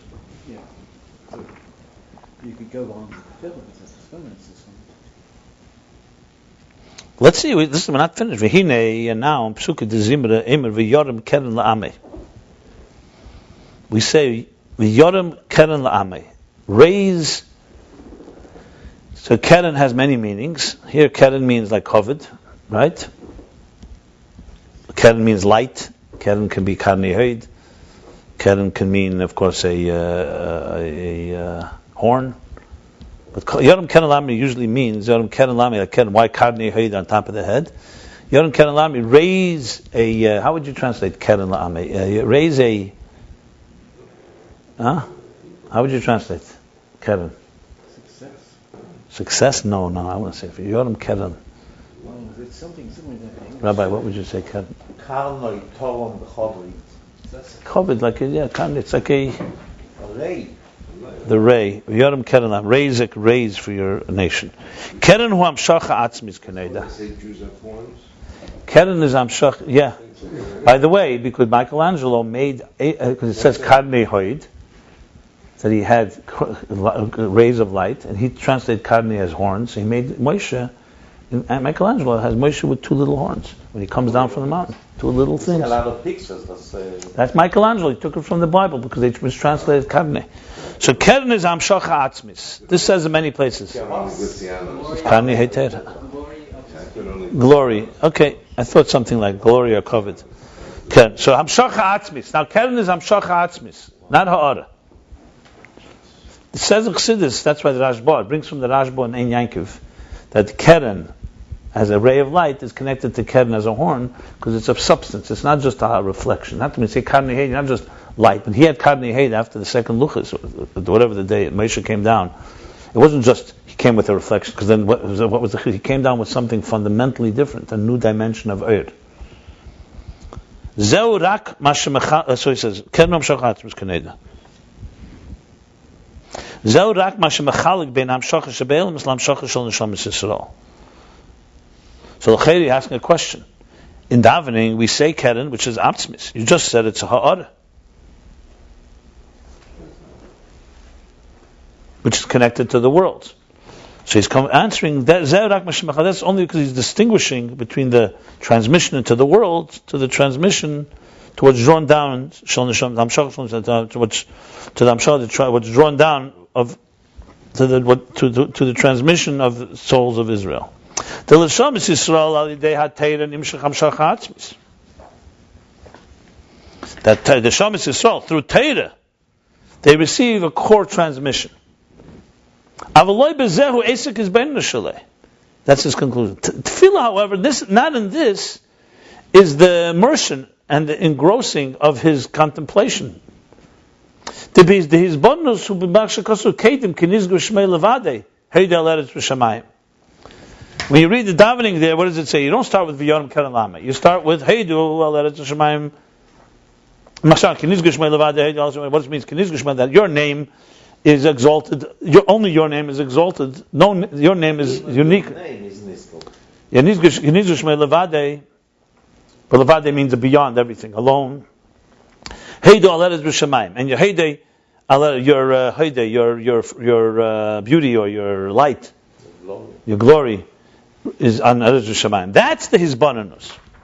The Yoram Keren La'ameh is a fact that comes out of that. He said comes out of Torah because it's saying in a pasuk. It doesn't say it, but he means because Tefillah at the end of the day, the Keren does not come from Tefillah. It's consistent with the first beer because you see, Tefillah by nature is not a mamshich. Tefillah is going out of yourself. Tefillah is, that's what the Gemara. Tefillah is pouring out your heart to God. It's going out of yourself. It's not about what you are. It's about what you want to be. It's not about going out of yourself. That's the whole point of Tefillah. It's a gaguyim and a yearning, a rotze. That's the first explanation. What he's saying now is that Tefillah connects, therefore, to things that are elements, because it's connected to existence. And everything is connected because anything that that you were able to reach, what can you reach with your power on your own? Remember, Tefillah is mamat l'mayla. You can reach what's relative to you. I'm trying to explain this a bit. Teira is amshacha l'mayla. It's amshacha atzmis, like we learned. God gave us Teira. Matan Teira, nesana Teira. It's a gift. Teira is not what we discovered on our own. So Teira can give you an atzmis. So that's what he's saying. It's a given. But Yom Keren La'ameh must be is giving you an etzem that Tefillah cannot give you, because Tefillah doesn't get. Tefillah is your efforts to reach God. Really, api taraisa, api atera. The only reason you pray is because you have needs. When you have needs, you pray. So that means right away prayer is related to you and your needs. But what? You're reaching upward to get your needs filled. Today we also have prayers that are not just needs. We have shvachim and we have. What do we call it? The tehillas, the different hadas, the different expressions. But it's all. The whole point of prayer is your emotional reaching out to God. That's the whole point of prayer. He's not saying exactly this, but I'm trying to explain it. And Teira is amshach. It's giving you. God gave us a piece of Himself. It's a whole different thing. When it talks about the four Rabbanim that went into pilots to do that, that's Teira for sure. That's Teira. Can we say that davening is intellectual and beyond intellectual? Davening is not intellectual. Davening is emotional. Lev. But his bonus doesn't mean intellectual either. His bonus is, what are you contemplating as you daven? That's what it means. What contemplating means that what are you thinking about? It's not learning. You don't learn davening. Davening is not learning. You're not learning wisdom. You're using words to be able to. His bonus is not seichel. It's comprehension. Havon is comprehension, not his bonus. Havonus is contemplation. In other words, Contemplation can be very emotional. You're contemplating on the divine in order to elevate there. Tefillah has nothing to do with seichel. Tefillah is aveda shebelev. It's seichel because obviously everything needs intelligence. You got to pray an intelligent person, but it's not a focus on intelligence. It's a focus on emotions. it's not focused on the physical intelligence. It's focused on an idea. No, it's not. It's not ideas. It's about connecting to God. Yeah, The Gemara aveda shebelev, exactly. But you're thinking about what it means, God. but not thinking about it like. What's the difference when you're thinking about it when you're learning these pages now? We're figuring out, and there you're, so to speak, you have a. No, you're focusing on where you want to reach. That's all. It's the levels of where you want to travel to. That's like we say the same. That's not called seichel at all. That's called his bonus, which is not havana or asagi. He doesn't use those words. What you're saying, it's not like real. No, I wouldn't use those words here. If he wanted to use that, he's not ashamed. He could use it. He doesn't use those words. I wouldn't use that. I would use his bonus. So Yom Keren La'amei. Okay, so that's Sotera. Sotera is Hamshach Atzmis. Hamshach Atzmis, only it's after Tefillah, right? We'll continue. Because in just learning Tefillah, it's Lavdavke. You see, You need both, obviously. You need both. how come the Torah before Tefillah is different? Torah before I know Tefillah it's is warm up, but it's Torah. but you're not on that level to get to that. So Torah there is serving you. That's the whole point of Mikara. That's like Rosh used for us, also he didn't have to go through these things. Where was the piece about Torah and Tefillah anyway? That Tefillah is Torah. Okay, I'll look at it later. Okay, let's continue here. Avaloi bezeu esek his bonus. That's not his bonus. Is what it says earlier. That's only a reflection. That's again a reflection. However you'll interpret it. If the pirish is the gam b'chinas nizgav, in other words, you can interpret it several ways. You could say that gam b'chinas nizgav, even nizgav, even that which is beyond, is also only shmoi. Even Seviv, which is transcendent, is only his name. Or another way you can interpret it, Shapirush Shagam Shmei Nizgiv Levade. So you can type Nizgiv Shmei Levade, that Nizgiv is Shmei Levade, or that even Shmei is Nizgiv Levade.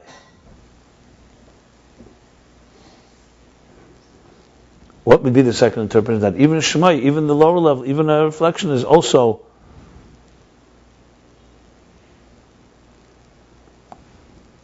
unique in its hafla. That's what he means. Levade here means Lamal Yusa.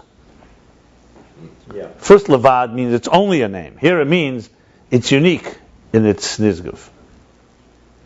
Varak Heidei, and only his reflection who al eretz v'shamayim. That's the second interpretation. But either way, either way, it's only a reflection, and that is where he's immersing his contemplation. Why the first interpretation? The first interpretation appears the Gam Chinas Nizgav and the Gam Chinas Sever Rak Shmei Levad. Okay, because it's reflection. Either way, it's reflection. But what it says, Yoram Keren La'amei, that he raises the glory for his nation. This is not because of tefillah. This is through Torah mitzvahs. That's only because through Torah mitzvahs we draw down the level of atzmos. He's just saying it. There's nothing from the pasuk that it's indicating it. Yoram Keren La'amei is not. I agree. He's explaining it. He's qualifying that tefillah is at the end of the day not tamshah. Tefillah is not Torah, basically. Yeah. Shaidezehu shenasa chayes vayeker ba'mitzvahs. But the Rebbe is talking about it in Tanya. Because through this, what do you need to mitzvahs if the neshama itself is because through this becomes the chayes, the life force, the vitality, vayeker, and the value and the preciousness in mitzvahs. Which is through this? Through the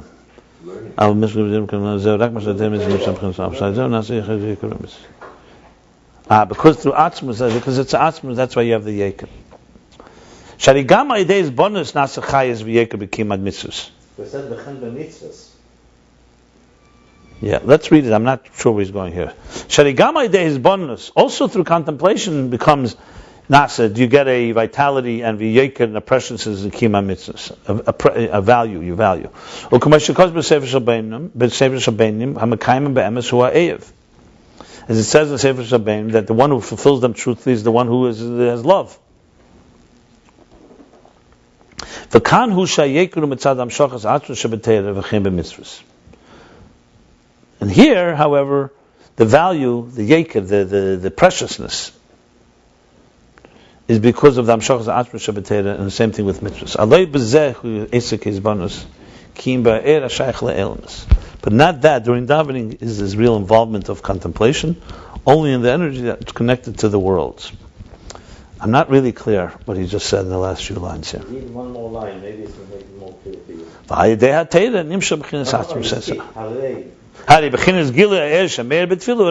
No. This I know. This he's going back to the beginning. I think what he's trying to qualify. Vayoram keren la'amai is a very particular level that we have Hamshach Atzmus. That in other words,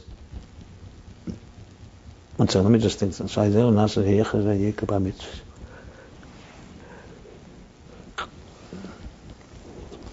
When you know that God gave us keren la'amai, He gave us Atzmus, it makes you appreciate and have a true vitality in doing mitzvahs. That's what he's saying. Then he qualifies. He says, and that is not part of davening, that is part of Torah. He's saying it later, a few lines. Then he says, I get. Because also through, now he qualifies. Shari, also through contemplation and davening, you could also come to have appreciation of mitzvahs. Like he says in Tanya, Mekayim Be'emes Be'emes. But Khan, here he's explaining, V'yorim Keren Lama is not that. He's basically qualifying and saying, it almost sounds like someone asked the Rebbe Rashab, what about V'yorim Keren Lama? So he said, V'yorim Keren Lama, this is Torah. That's not what we're discussing here. Yes, you could also come to appreciate Torah mitzvahs through a contemplation. Here we're speaking about, however, how it comes because it's a hamshacha atzmis. And what happens in Tefillah? Tefillah is not about that. Tefillah is about what is relevant to the world, to us. Yeah. That's what he's saying. Yeah. Why he's insisting that way, I'm not sure. Why? But I guess he wants to emphasize how Tefillah here is about yourself. It almost sounds to me like he's answering a question. His own, or somebody asked a question about this. What are you supposed to think about when you say V'yorim Keren La'amei? It sounds very much like that here. But Okay. It could be that like high levels of tefillah aren't even called tefillah anymore. It's called Torah. That's what it should be. Huh? But it should be was like it is. No, Okay. it's like He said the Gamabitul Bazehu Ba'ifan Acher. Okay, now we're going to read this. I was saying, yeah. V'gam ha'bitl b'zeh be'efen acher. And also the bitl in this, meaning I guess the bitl between Torah and Tefillah is different. Like it says in Tanya chapter 35, the nishmas adam afilat tzadik gomor eved Hashem b'yirav ava b'tainugim. That the soul of a person, even a tzadik gomor, a complete tzadik, serves God in awe and love b'tainugim, with pleasure. Which is Afal became ein b'teila mitzvahs legamri, and nevertheless he does not completely disappear, get nullified. V'hine kish'odam V'hine kish'odam esik b'teira ozay nishmosei nichlolas be'erin so baruch hu miyuchadas by b'yichud gomer. Now, when a person studies in Torah, his neshama is encompassed in the infinite divine light, and it gets united with it in a complete unity. V'alkein alidei esik ha'teira hu mamshech gilei erin so b'teira. Is this part of the Tanya? No. So what does the Tanya Lamed Hey teach us? that without Torah, afilu tzadik gomor, Right. is ein botel b'mtzias legamri. Right. Tefillah Yeah. is this. Tefillah is still his existence, right? Even with Ava v'Yira, Yira v'Ava b'Tainugim. Tefillah is you one with Hashem. Right, exactly. It's about, it has to be within your, This is the key difference between Ben Shanasa Eved, Eved Shanasa Ben. Samach Vav, Eved Shanasa Ben, Yesterday's time. Eved Shanasa Ben, so he is coming closer like that. It's a Eved. Ben Shanasa Eved. The Ben, I'm sorry, in Samach Vav is Ben Shanasa Eved, close, and he becomes a Eved. Okay, Okay, Areis game from Zich is still Zich, basically. And Teira, which is the Chiddush Anayim Beis, Teira is Atzmis. Atzmis is the good thing. Atzmis is the Kazach. Teira brings it into Atzmis. And Tefillah brings it out. Someone was Tefillah. Okay. Samach Ayim Beis is... He's saying that Alidei HaTeira ain't zeh lehoyer nafshei.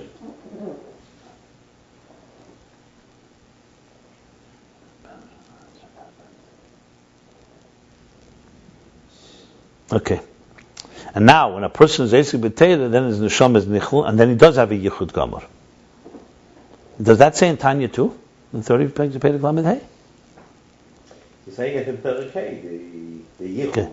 Okay. That's why through Eisik B'Teira, Mamshel Gilead and Sof B'Teira. And that's why through studying in Teira, he draws down the Gilead and Sof in Teira. She'ein zeh leher nafshei.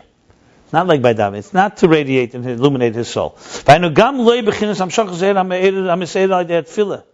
Kein Kabbalah Schar. 1 second. Meaning, even the Amshach Zeh that was awakened by davening, so also that's not what Teira is. Because that's also Laher Nafshe. Kein Kabbalah Schar. This is the B'chinas Shashuim. 1 second. Kein Kabbalah Schar means also that. It's not that. It's not that. Because Kabbalah Schar is still for you. Yeah.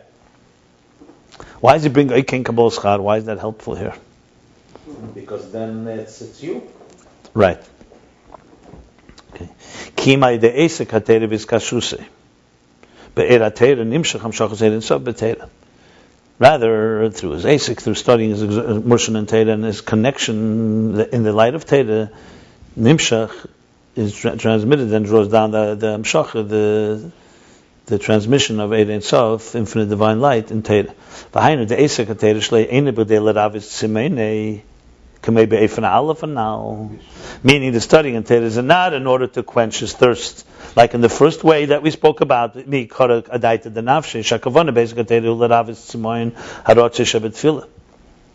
the first tefillah is similar to the first level of Teira before davening. It's still about right. It's still about quenching your thirst. That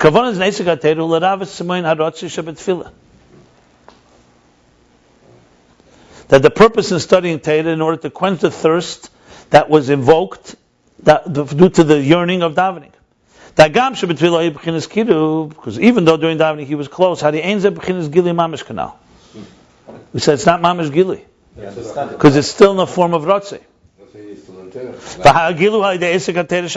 The revelation and the integration is through the study of Torah afterwards. So this Esek HaTeira is to quench his thirst. So we have here now another level in that. So we have the level of learning Torah before davening. Now we have learning Torah after davening, that's Tchilas Avei, that's still to quench the thirst, that's the cool down period. It's still not the highest. Mashenke Beifan Hazeh. Where did he say that? He said it right now. Teira after davening? Right? Yeah, listen, read it. Mashenke Beifan Hazeh, in B'gdei l'Rav Tzimei, Rak l'hamshach Gilead Tzmuseir Ein Sof Lamata. It's a fourth level. This is the fourth level. That means in Bashenkin, in this way, it's not in order to quench the thirst, it's only to draw down the revelation of Atzmus Seir Ein Sof below. How did you get? But that would also quench his thirst. That would quench his thirst because that's what his thirst was for. No. Okay. Oh yeah. Yeah, but how is it for? I don't get it. There's learning before davening. Okay. That's what? As he said, that's the beginning where you ignite the soul. And so that one person speaking at a time. Okay. That's the davening before. That's the learning before davening. Okay. Then comes davening. Davening is what? Is a rotze. That's all level. Rotze is a rotze. Is a rotze. 4 levels total. Then there's learned davening, and that's a rotze. Like he said, it's not shuv. It's only ha'ara, and it's also only shaykhs to the worlds. Because the Isbonus is not in Riyam Keren Ame, it's in how the world is only a reflection. Then comes davening afterwards. It also helps awaken, yeah, he said. The third level is in the Rabbis. I didn't get there yet. You asked me 4 levels. I was just spelling out 4 levels. The second level? I don't know what you're talking about. Which Semayan? The Tefillah is Semayan. I didn't finish. I didn't say the word Semayan. You said the word Semayan. I said the first level, like he spoke, is a person learning before davening in order to begin the warming up. Then comes tefillah. Tefillah is a rotzei. You're doing upward. It's a rotzei. It's only connected, however, it's a reflection connected to the worlds. Then comes the Torah right after that davening, and that's to quench the thirst that was awakened by davening. And then comes the fourth level that he just said now, Isik HaTorah, it's not L'Ravis Semene. It's L'ham Shel Gili Atzma Sheir Ein Sof L'Matam. Ve'ein Zeh Ha'er Sheme'er B'Tefillah. And this is not the energy that was awakened by davening. It's fourth level. Yeah. Even though this also comes after the preface of davening specifically.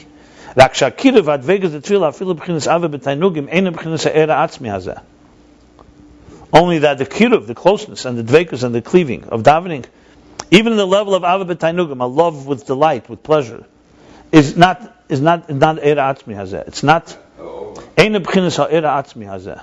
It's not this core level of core energy. Because in this level is not possible any type of hisbonus, contemplation and comprehension of seichel as in any possible way.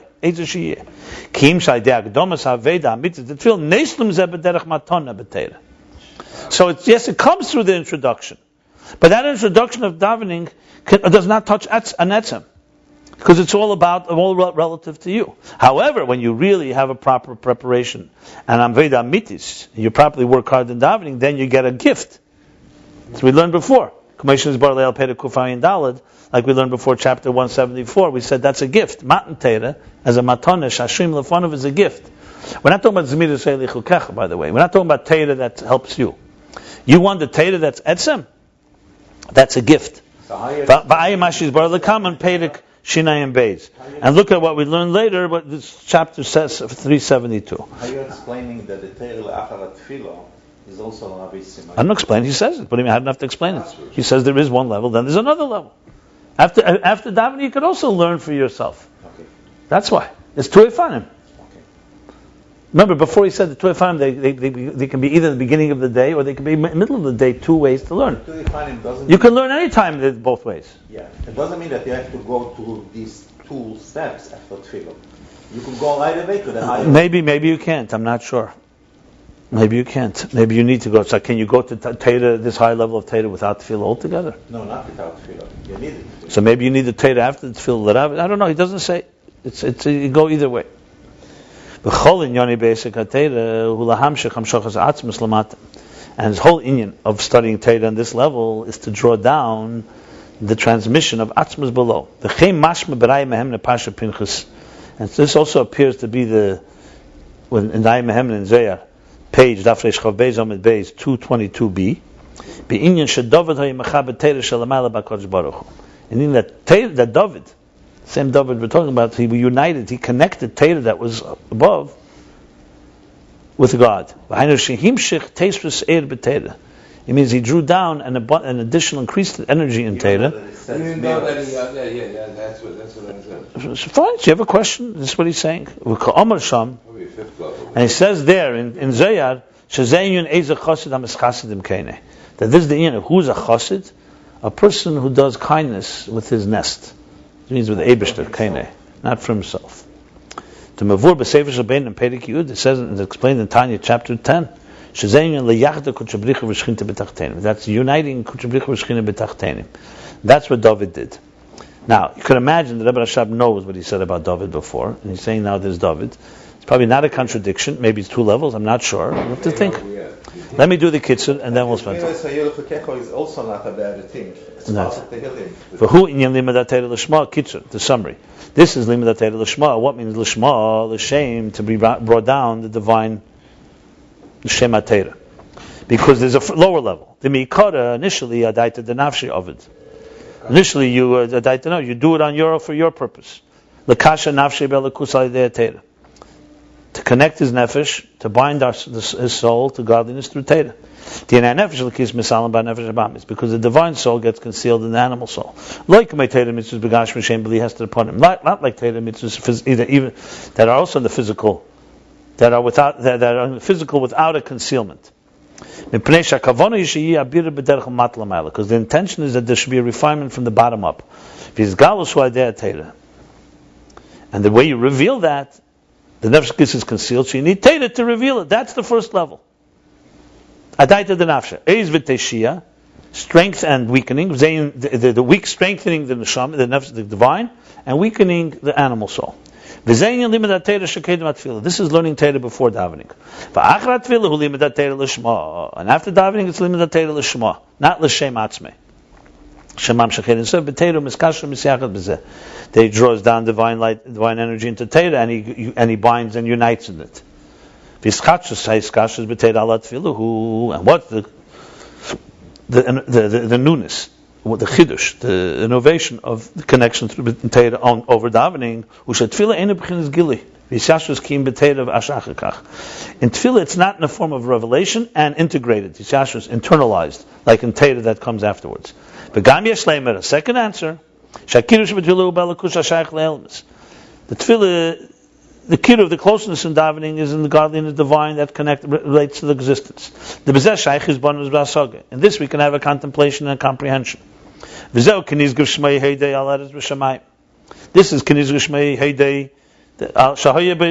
His bonus. His bonus is Keniz Geshmei and Heidei is al eretz v'shamayim. That he's beyond, and his reflection is in existence. V'yodem keren hamshachas ha'atzmas b'teira. V'yodem keren is already the core transmission in Teira. Shalamayla ma'amshachas shebetfila. That's higher than what's transmitted during davening. V'hu bitl v'yichud gomer. And this is a total nullification and union. Mashenkin b'tfila. Contrast to davening. V'zeu ha'is b'teira. And this is the binding. The connection we make when we bind ourselves to Teda. Not to quench his thirst, but rather to draw down the revelation of the infinite divine light below. And that's what means to do chesed, kindness, with your master, with your nest. Not for yourself, but for God. You're bringing him down. So we finished chapter 176. We did pages 359 through the top of 361.